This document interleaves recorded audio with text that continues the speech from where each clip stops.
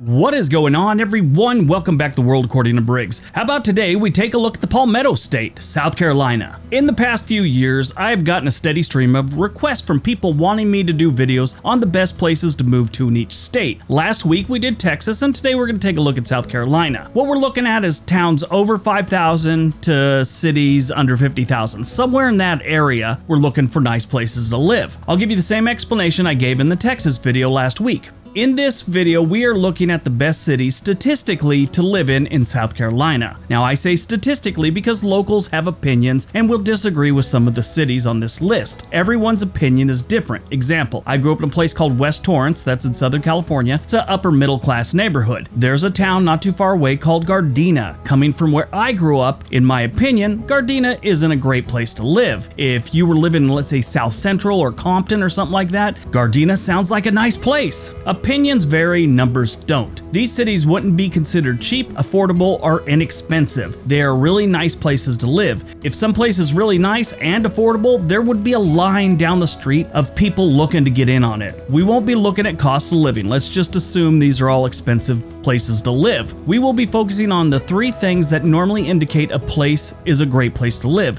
crime rate, high school graduation rate, and poverty level. Those paint a pretty good picture of what's going on in any city or town. If you think we missed a city or you think one shouldn't be on the list, we'd love to hear about it in the comment section below. All right, let's see the best places to live in South Carolina. Number 10. Clemson, South Carolina. Clemson has a population of 15,008 people. That was in 2019. Clemson is about 35 minutes southwest of Greenville, South Carolina, towards the Georgia border. Clemson is home to Clemson University and is considered one of the best college towns to live in the United States. It's an interesting place to live. It's very nice. This area was settled by European Americans after the Cherokees were forced off the land in 1819. Not a great way to start things off, and they probably scored some bad karma for that, but it's kind of what happened on the regular back then. Decent homes here start off around $250,000 and they go up. I actually saw these cute little tiny homes that were going for like $160,000. They look like they're one bedroom and that's it, but they had a couple of these really small, cute little homes that look nice. Anyway, the crime rate here is 5% lower than the national average. The graduation rate for the high schools is 94%, which is solid. And their poverty rate is 66% higher than the national average. I know we're focusing on the best ones, but they got a lot of poverty in South Carolina. That's the only one that actually is higher on this list. Number 9, James Island, South Carolina. James Island has a population of 11,844 residents. James Island is sort of a suburb of Charleston, South Carolina. I say sort of because it's an island and suburbs are normally connected to the city, just have a border there with them. It's got a little creek running between them and then the ocean's there. It's weird. Anyway, James Island is nice and I've been there. It's got a nice barbecue place called the Smoky Oak Tap Room or Public House. I think it's Tap Room. It is an island, so the ocean's never too far away from any house you buy there. Home prices will be up there most of the time, but they do have some good ones for under $300,000. You're probably going to need a little work on them, but they do have a couple right now. Realistically, you probably want to be looking at $500,000 on up if you want to live here in a nice place. The crime rate here is 44% lower than the national average. Graduation rate is 91% higher than the national average, and the poverty rate is 43% lower than the national average. Number 8, Lake Murray of Richland. Lake Murray of Richland has a population of 5,798. It is about 20 or 30 minutes away from downtown Columbia, South Carolina. And if the name didn't tip you off, this community is on Lake Murray. Most of the places here are on the lake or about 10-20 yards from the lake. Normally, lake properties are a bit out in the sticks and they don't have many things around them. Lake Murray of Richland has a Walmart, a Sonic drive-thru, a Pizza Hut, all about 5 minutes away. It also has a name that doesn't have to be that long. One good thing about this place, I was looking at some of the property, they got some nice homes here, 230, 240, but most of them are 400,000 on up, but you can still get a nice place for the 250 area. Also get some really nice ones for $1.5 million. $2.2 million is outrageously nice. Nobody needs a pool 15 feet from the lake. It doesn't make sense. But if you're paying $2.2 million for a home in South Carolina, you get what you want. The crime rate here is 55% lower than the national average, the graduation rate is 91%, and the poverty rate is 68% lower than the national average. Not bad stats. Number 7.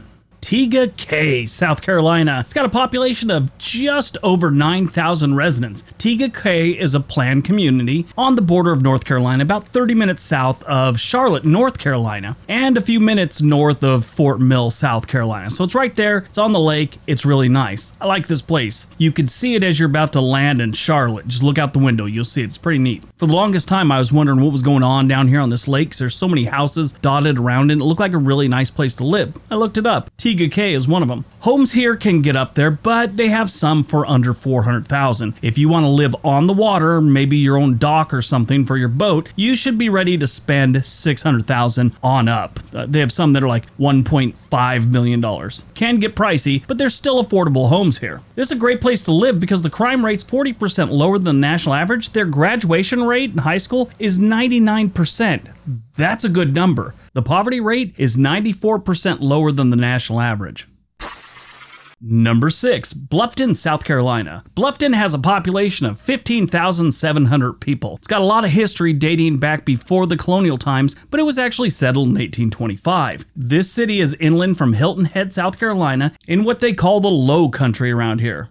Bluffton is kind of a secret. It's one of those places that is great, but not many people from outside the area know about it. If you end up moving here, don't tell them I told you about it. I get enough hate mail from Idaho and Texas. It's like these people think I'm the only reason anyone's moving to their state. It's not just me. But Bluffton's kind of one of those places that's a secret hotspot for you. You can find a home here for around $300,000 if you're lucky, but $500,000 to $600,000 is the typical rate you'll be looking at. And they go way up, like $2 to $3 million way up. I actually saw one that's going for $6 million right now. $6 million.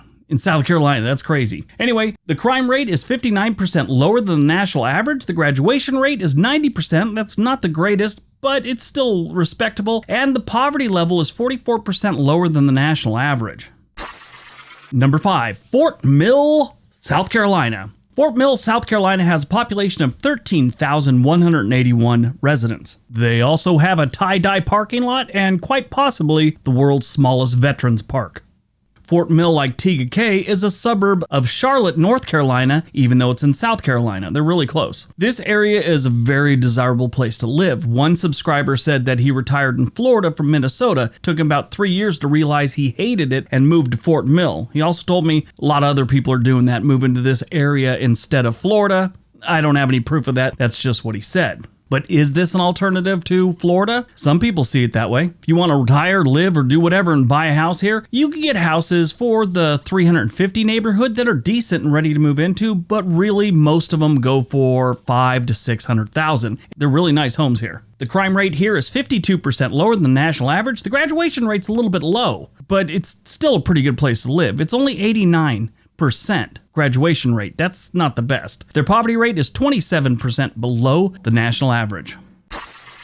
Number 4, Mount Pleasant, South Carolina. Going to the opposite side of Charleston from James Island, we have Mount Pleasant, and it's 77,000 residents. The best part about both those cities is Charleston. It's a beautiful city. It's got wonderful architecture. It's a great tourist destination. Tons of history in this town. It's a great place to visit and even live if you can afford it. Charleston gets up there in price. Mount Pleasant is a great suburb next to a great city. You won't find a house here for under $500,000, but decent houses here start off around $550,000 and go up. Most of the really good ones that you'd want to move in ready and ready to go are $600,000 and up. The crime rate here is 46% lower than the national average, and the graduation rate is 97, so getting better again. The poverty rate is 58% lower than the national average.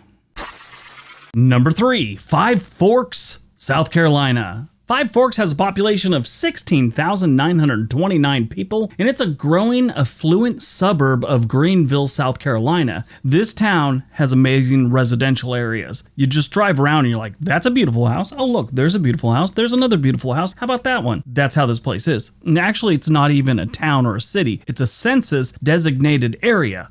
That's what they call it. Whatever it's called, some people with some money call it home. But the good news is, even though it's got some really, really nice homes that are really expensive, they have some decent ones that are decently priced. You can get homes that are ready to move in and in good shape for between $200,000 and $250,000, but realistically, you're probably looking at $350 on up to get something nice here. The crime rate in Five Forks is 43% lower than the national average. The graduation rate is 96%, and the poverty rate is 83% lower than the national average. Good job.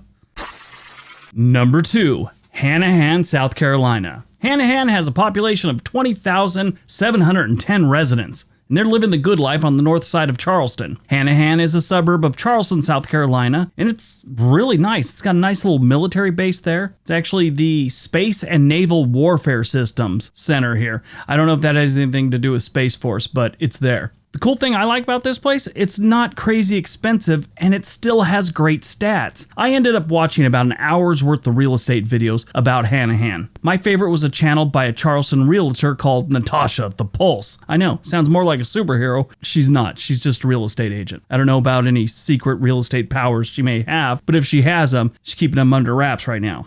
Anyway, out of all the videos I watched, she's probably the one I hired. She seemed to enjoy the city, she knew about the city, and she has a bloopers reel. She made me laugh, so right there, she earns a link in the description below. Buy a house from Natasha The Pulse if you get a chance. If you do buy a house in Hanahan from Natasha or anyone else, a decent house here starts off around $350,000, and it goes up. But like I said, Natasha made me laugh, so she'll get a link down below. The crime rate in Hanahan is 40% lower than the national average, and the high school graduation rate, not the best. It's 86%, but everything else is really good. The poverty rate is 30% lower than the national average.